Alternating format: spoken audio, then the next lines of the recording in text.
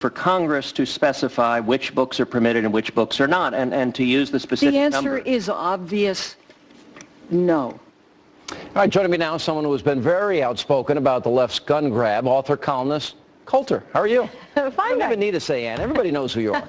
You know, I felt like I was listening to Cruz.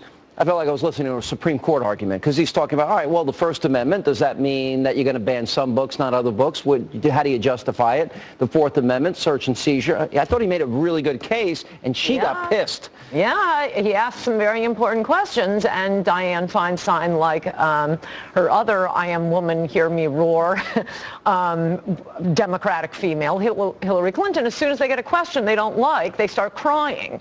Oh, that's fantastic. I would like to see how that would go over in a law school class when a professor asks you to distinguish cases.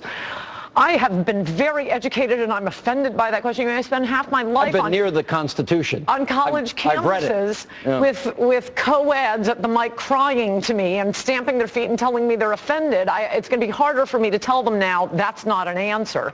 Now that U.S. senators are using that as an answer, and what Dianne Feinstein eventually got to answering was preposterous. She said he raised the First Amendment.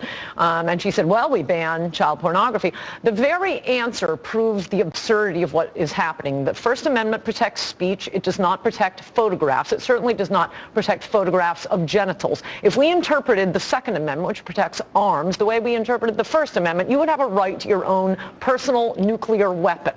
That's how extreme it is. And I would add that, in fact, the First Amendment does protect virtual child pornography. It certainly protects writing about child pornography. And for her to say, well, don't worry, we're not banning these other guns. Well, okay, how about we just ban the New York Times, because we still have the Daily News and the New York Post. Good point. And that's what Cruz was getting to, about the First Amendment side of his argument, which was, I thought, very, very pertinent and clever and appropriate. He nailed her, so she said, I'm offended. Yeah, I'm offended. All right. So no, I used to think women just shouldn't be able to vote. Now I think at least liberal women should not be able to hold office. And by woman, I do not mean to limit that to the biological sense. That is not an answer. I'm offended. All right.